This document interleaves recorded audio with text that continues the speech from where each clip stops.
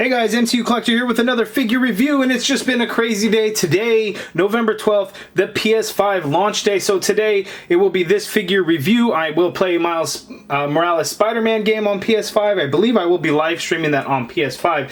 So by the time you see this video, I probably will have already started, maybe.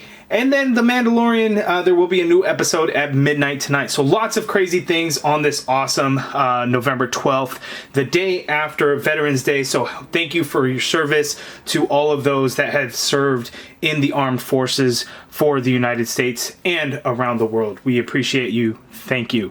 In this review, we have the Hasbro Power Rangers Lightning Collection, the Dino Thunder Red Ranger from Wave 7. So, Dino Thunder is really rolling right along. We have the Walgreens exclusive white Dino Thunder Ranger. We have the replacement head courtesy of Hasbro because they messed up the first time. Now we have Dino Thunder Red. I'm about 95% certain that Dino Thunder Blue will be in Wave 8.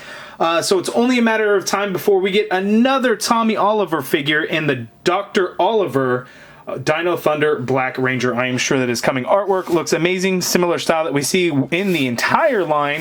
As you can see there, we have a look at the figure on the back of the package. There's no bio or anything, so let's just get right to it, open it up, and take a look. Okay, and here is the Dino Thunder Red Ranger figure out of the package. We have Connor here, and the figure is okay. There's nothing overly great about it. It serves its purpose as representing the Red Ranger fairly well. Where it's lacking really is in the Dino staff, or the Tyranno staff, excuse me. This thing is just poorly executed, because if you look up images of how it actually looked in the show, this is really far off. He should kind of have the diamond pattern that he has on his legs and his arms should be throughout the staff. There should be a lot more paint added in on the Tyrannosaurus head and there, so it's just really lacking in paint. Which is really bad. Now, I've seen a lot of people comment on the helmet for Connor as well. One thing that they did is they used silver around the visor, and it should actually be white around the visor. So I've seen a number of complaints about that. Of course, the Morpher does not get painted. It is just a solid red color there on his forearm. But other than that, I don't really think there's too many issues. If anything, his head looks a little smushed. Should be maybe a little bit taller, and just a little bit more narrow as opposed to round-ish. Kind of like Billy and the Blue Ranger helmet. That one just kind of looks like it was smashed a little bit and should have been a lot more narrow and not as round and wide. So that's what's going on there. In terms of additional accessories, we actually get the sword here, which looks like it's painted fairly well. We get a little bit of gold right there for that on that blade. Some red, blue, black for the handle. Here we have the blaster, which goes into the holster there on his side. Doesn't go down very far, and it's a very tight fit, so I'm kind of having to yank it just to get it out, and that looks pretty good. We get some gold paint going on there.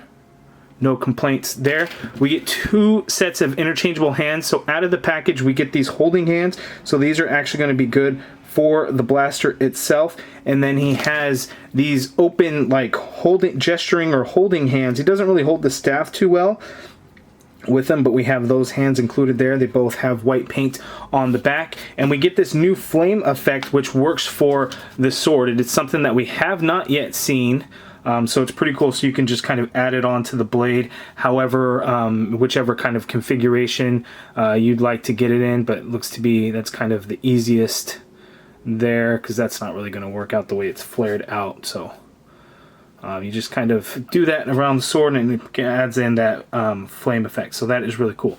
So now let's check out the Connor head, which I don't think is a big win for Hasbro. I think it does have its problems a little bit in terms of the likeness to the actor. This head sculpt, oh, and that was kind of a tight fit to get on. It sits nicely on the neck, though.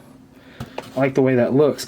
I see the resemblance, like, kind of right there, but then when I look at it straight on, he's just got like an over-exaggerated double chin, and in some pictures it's very noticeable, and others it's not nearly as noticeable, so it's just kind of weird. This to me just reminds me of a younger Jim Carrey, if that makes sense to anybody. If anybody else sees it, I just really see it, and so I just think the chin, there's something about it. It's too long.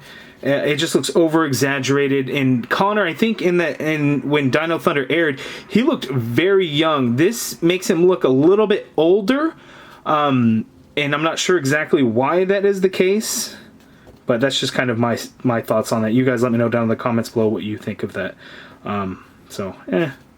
Looking at the paint for the rest, the white is done nice and clean. I actually don't have any issues on mine, thankfully. Not a whole lot of bleeding through of the red through the white, which is good. So they added enough paint hits that it really covers up any bleed. So that's nice. Gold around the boots, the belt, everything else. Now let's zoom out for his articulation. Okay, articulation for Connor. His head sits a little bit higher than usual, so we get some motion in there, so he can actually look down that much. He can actually look up, which is great. But one thing that's odd is you can actually push it down and then it goes a little bit down further, but if you just pull on it a little bit, it does go a little bit higher without having to actually take it off of that ball. So that's good that we get that. And then of course you get the full range of motion. You get some pivot going on in the head. You can get the arms to go up that high. There is a full rotation, of course. We have the butterfly joint in that shoulder, so it goes back that far.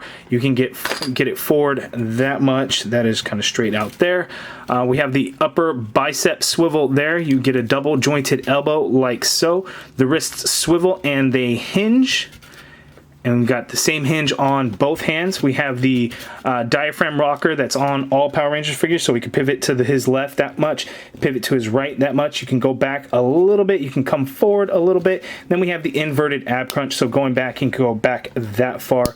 He can come forward that much like so. No waist swivel because of the diaphragm rocker, so he can pivot and turn to the side like so.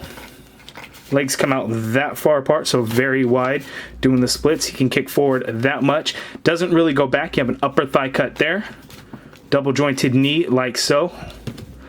Boot swivel, of course. Foot pivot hinges all the way down. Hinges up slightly, but then the foot hits that boot right there.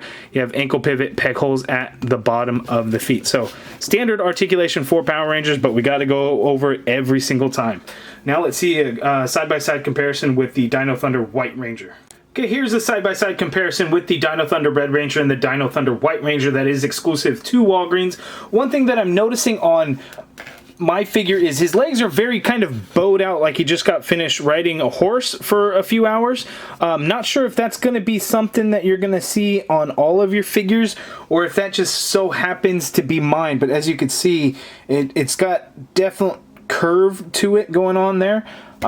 So it's kind of funky, but you know, not really sure if that is going to be just mine or if that's something that you'll see on all of them. But these Dino Thunder Rangers, they actually do have a pretty interesting design to them. One of the fun facts of that show is the Yellow Ranger from that season. She was actually in Cloak and Dagger, and I forget her name of what she was. She was the villain ish in the second season. She was a cop in the first season. She had mentioned that she used to work with Misty Knight from Luke Cage, because they name dropped Luke Cage a couple of times in Cloak and Dagger. So that was a fun, interesting little tidbit there. And I know that, you know, the guy from Jessica Jones, he was in RPM or maybe Operation Overdrive.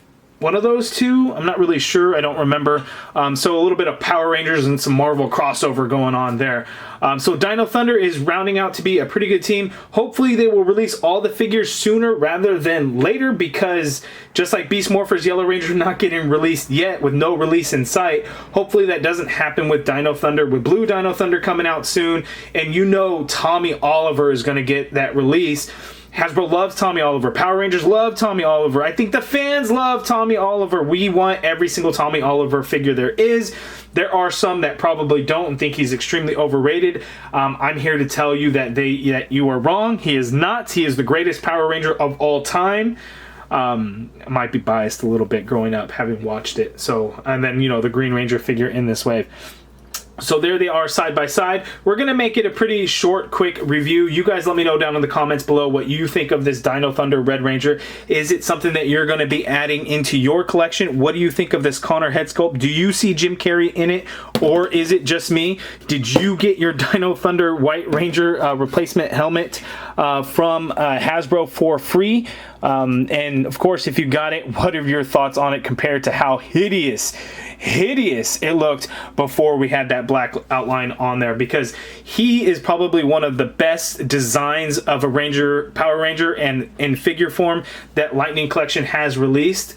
It is just the white and black, the contrast of the two just really stands out. So it'll be nice to see the entire Dino Thunder team all together. Maybe they'll do vehicles and they'll have like their motorcycles, because I know the 3 red, blue, and yellow had motorcycles in the show at some point. And I think a lot of the seasons did, but I think it may have been a little bit more prominent, or at least from what I can remember, stood out a little bit more in this particular season. So we shall see. But you guys let me know everything and all your comments and thoughts down in the comment section below. If you guys like this video, please do me a favor, hit that thumbs up button, subscribe if you haven't already done so, and as always, thank you for watching.